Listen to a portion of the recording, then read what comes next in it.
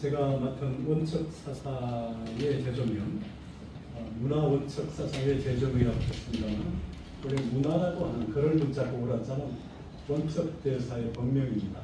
그리고 이분이 중국 당나라 시안 옛날의 장안이죠. 거기에 오랫동안 머물렀던 절이 바로 서명사입니다. 그래서 서명 문화 원척 이렇게 세 가지 병기가 됩니다만, 원래 문화대사였는데 649년에 당나라 안태종이 성하하면서 바로 그의 묘호가, 아들 고종이 내려준 묘호가 태종 문황이었어.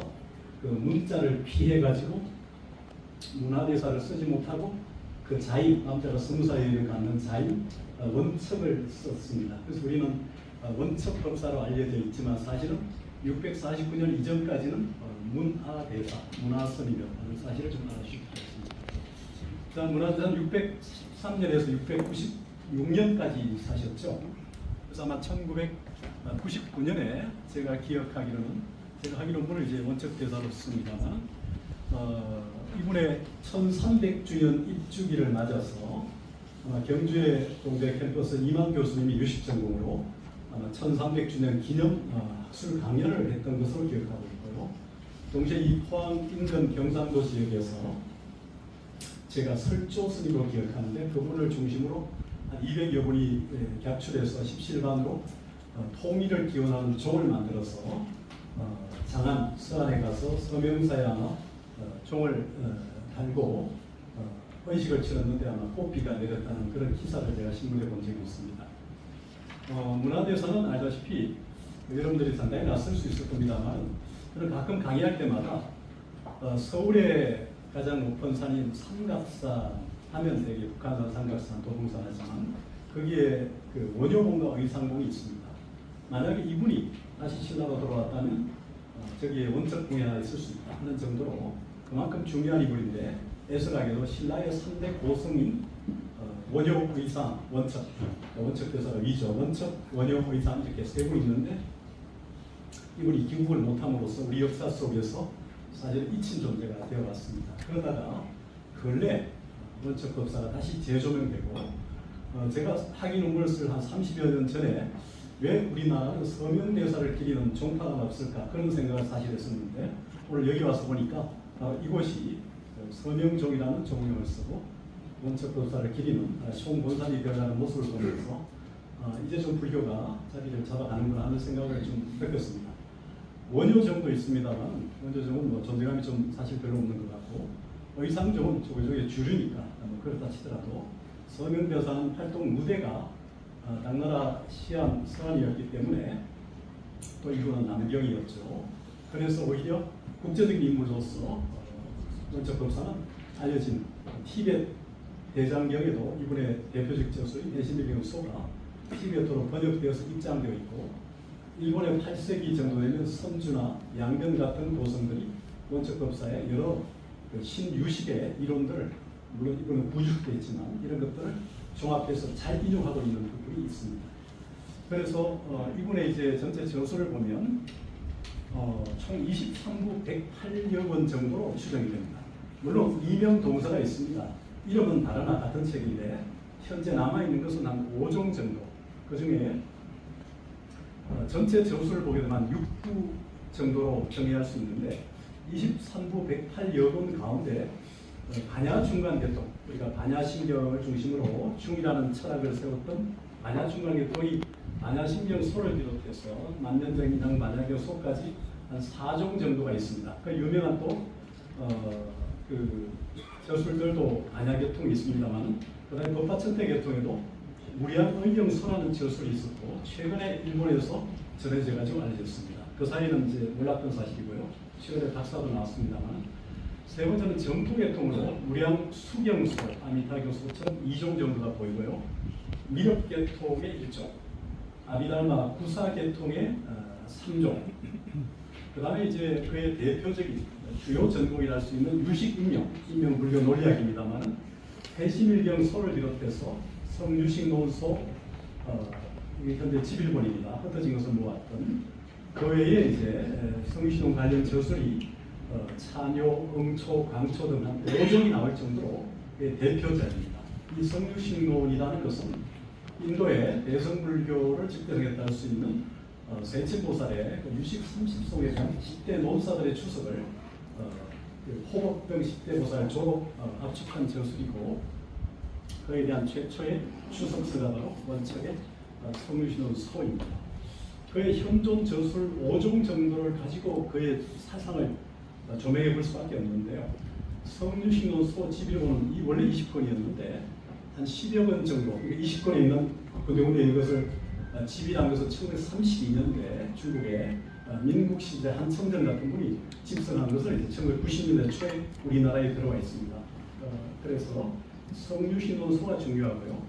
반야심경이라고 하는 우리가 아는 좀 전에 읽었던 260자 소본 약본이죠. 현장 법사가 번역한 반야심경에 대한 추석이 바로 반야심경 찬입니다.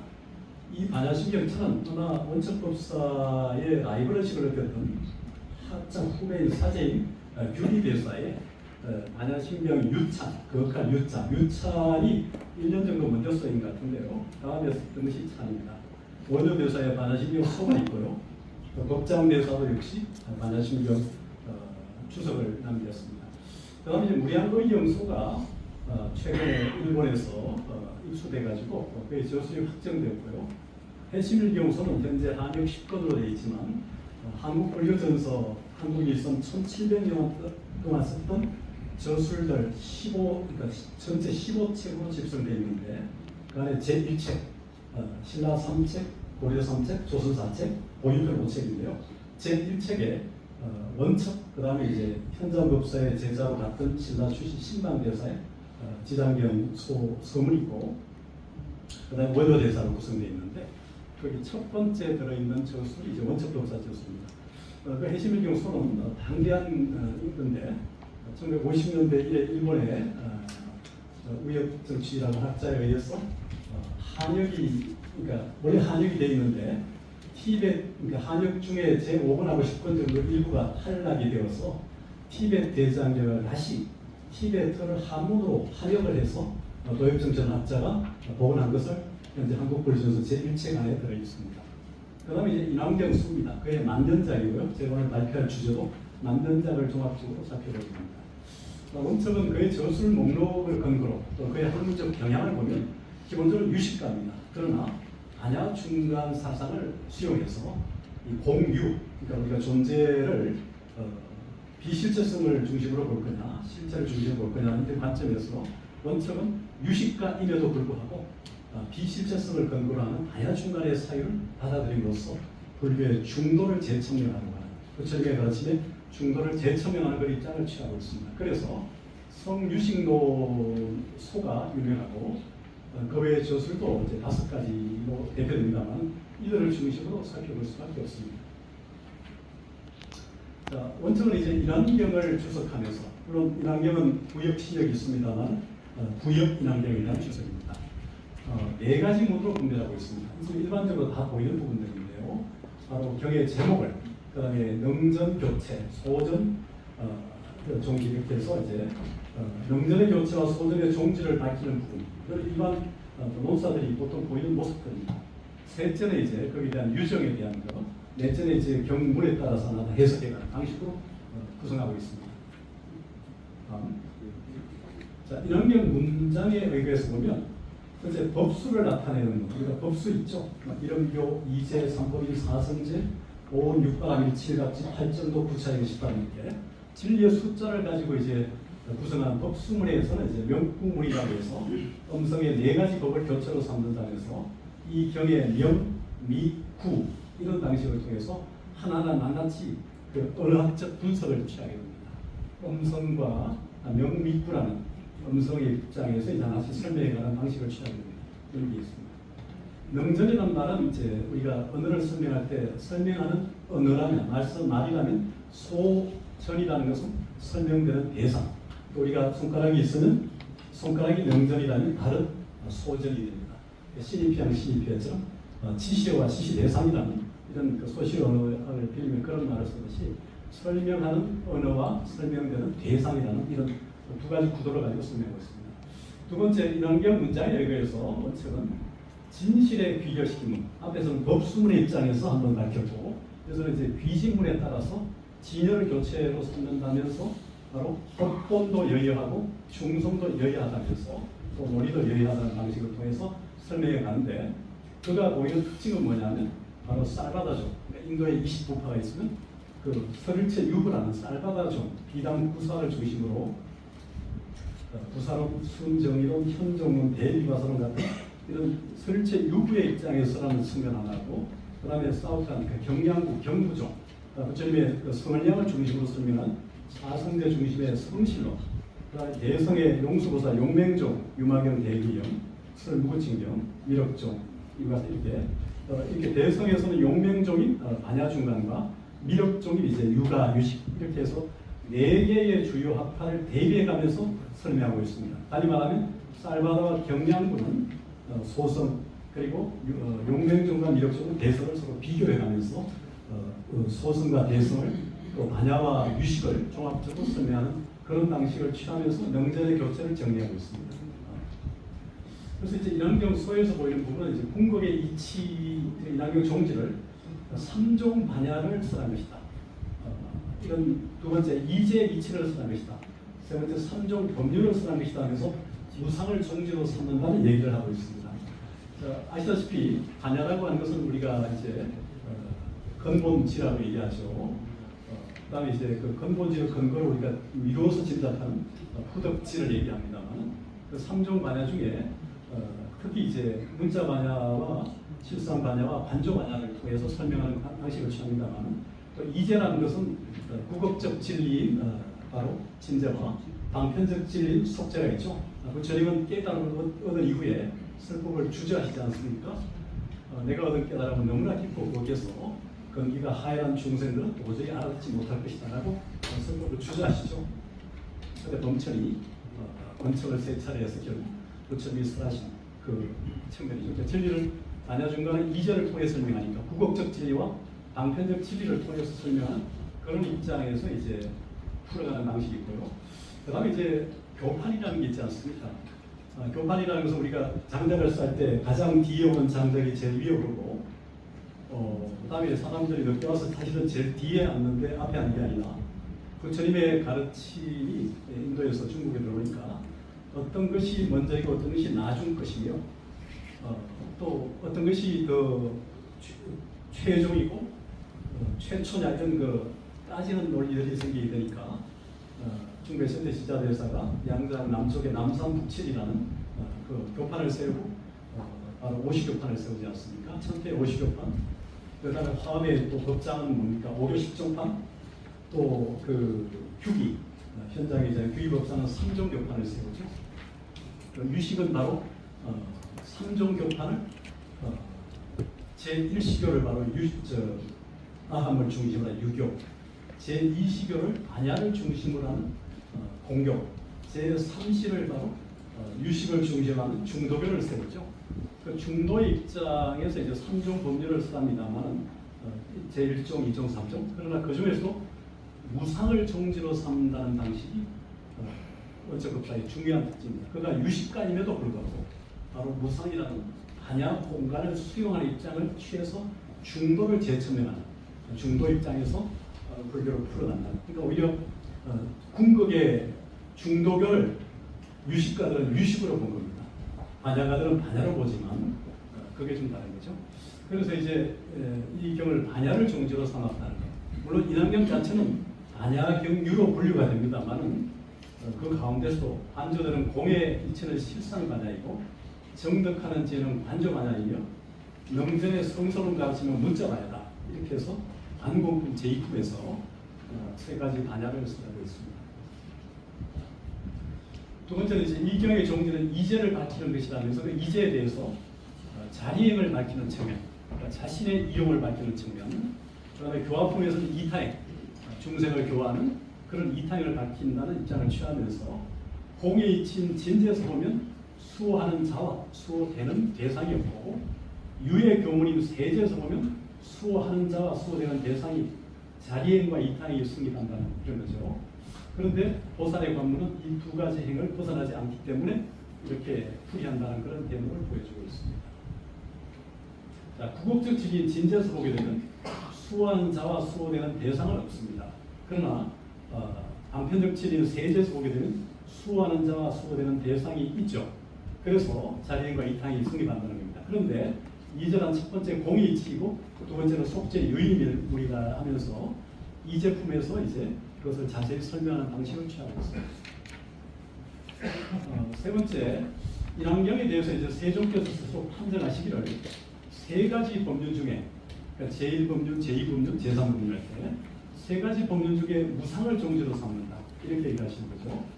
그러니까 해심일경도 결국 뭡니까? 육아사지론이라는 신역 100권. 그러니까 현장 검사가 구역의 성문지만 나오는 17품 육아사지론을 보고 이게 뭔가 미진하다, 산스크리트를 직접 봐서 원문을 확인하겠다, 또 그 점의 성질을 순례하겠다 해서 629년부터 645년간 17년간 동아시아 뭡니까?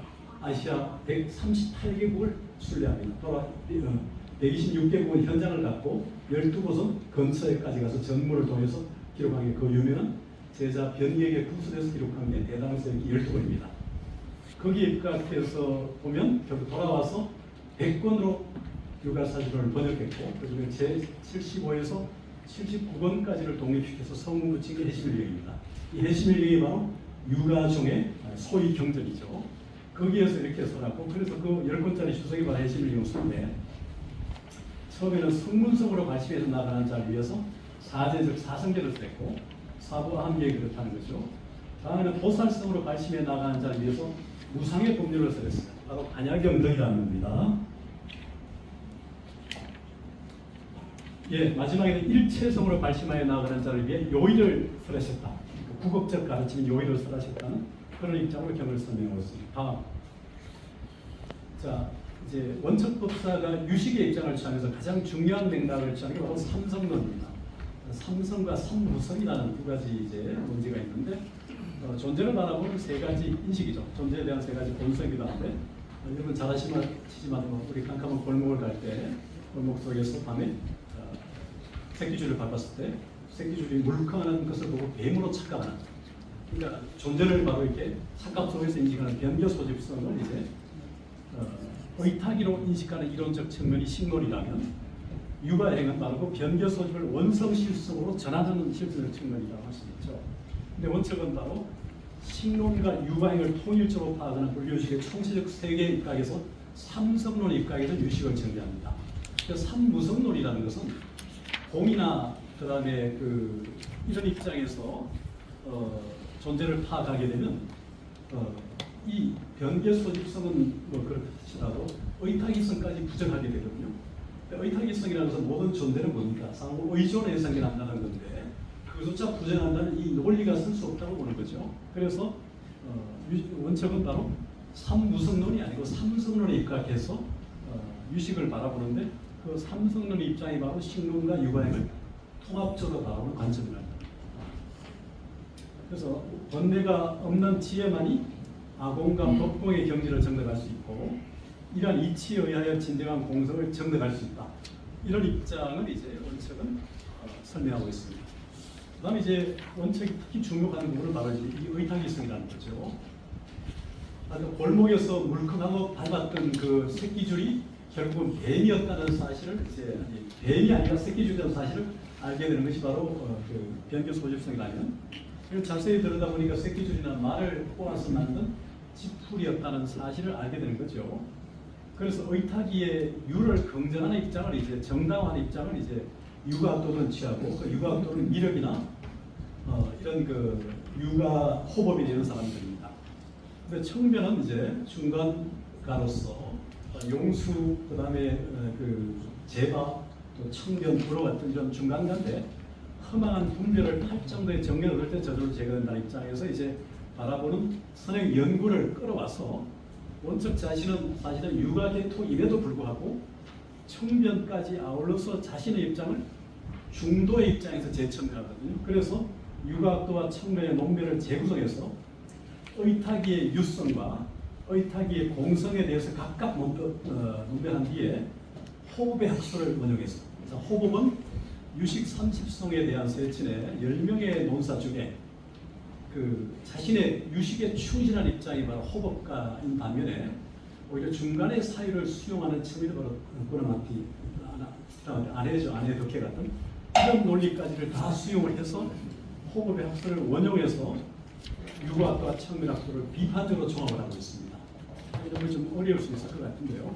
그래서 결국은 이제 호법의 대성의 불이중도를 지지하는 방식을 취하고 있는데요. 원칙은 원흉적 독법에 입각해서 경쟁관을 보여주고 해통적 관점에 의해서 자신의 학문관을 보여줌으로써 중도를 불다의 중도를 재첨하는 방식을 취하고 있습니다. 넘어가겠습니다. 그래서 청변과 호법의 원흉적 독법. 그러니까 청변은 중간의 대표적 논사고 호법은 유식의 대표적 논사인데 청변은 변개소득과 의타기와 원성실성, 삼성 모두가 공하다고 보는 삼무성의 입장을 취하는 거죠, 사실.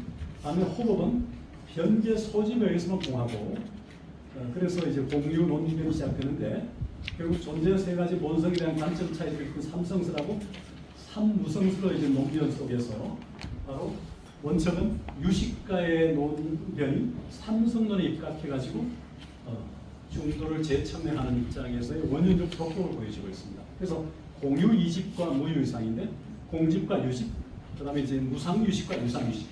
우리가 인식 바깥에 있는 객관적 현상을 인식의 영상으로 인식의 필드로 환원시키는 유식의 입장에서 보더라도 그 인식 속에 던져진 영상이 실제하느냐 실제하지 않느냐 볼 때 실제한다고 보는 바로 이제 유상 유식과 진여 입장에서 바로 이제 실제하지 않는다고 보는 이제 무상 유식의 입장이 있는데 원칙은 바로 무상 유식의 입장을 견제하면서 중간과 유식을 종합하는 입장을 칩니다. 그래서 유식가의 삼성론에 입각해서 유식을 거립하면서도 청변과 호법 사상을 이제 원흉적으로 파악하면서 그의 용맹, 제바, 라후 중간까지요. 미륵, 자시, 무착, 세친의 사상을 같은 점과 다른 점 이 사이에서 독자적으로 이렇게 파악하는 관점을 취하고 있습니다.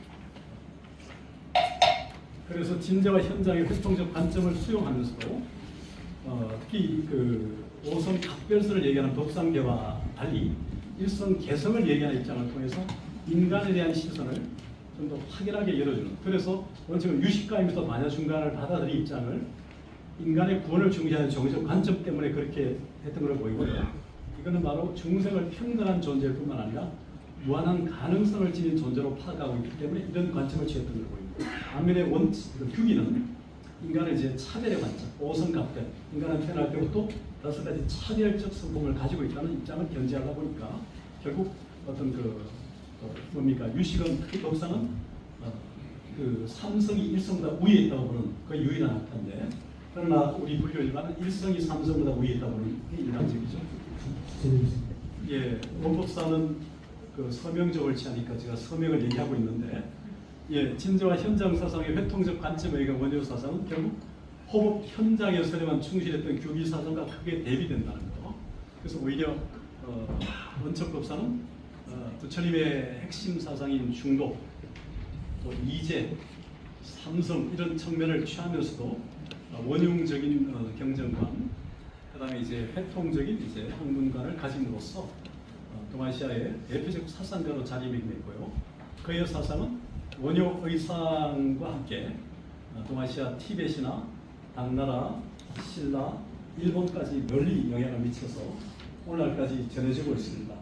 그게 한 1300년 전이어서 끊어졌지만 우리 696년에 최치원 선생이 원척법사의 200주기를 기념해서 제자들의 부탁을 받고 지은 휘일문을 중심으로, 또 우리 선생님 말씀 들으니까 이 계곡이 최치원 선생의 인연이 있는 그런 휘일문 얘기가 있었기 때문에 여기 자리를 잡아가셨는데, 그리고 최치원 선생의 휘일문을 쓰게 했던 그 제자 그룹들이 있었던 것 같고요. 1300년 만에 이곳에 이렇게 서명종이 창종이 되어서 24주기 열반제까지 하셨다니까 바로 오를 통해서 원척법사가 이 땅에 다시 환생 또는 환지본철할까요?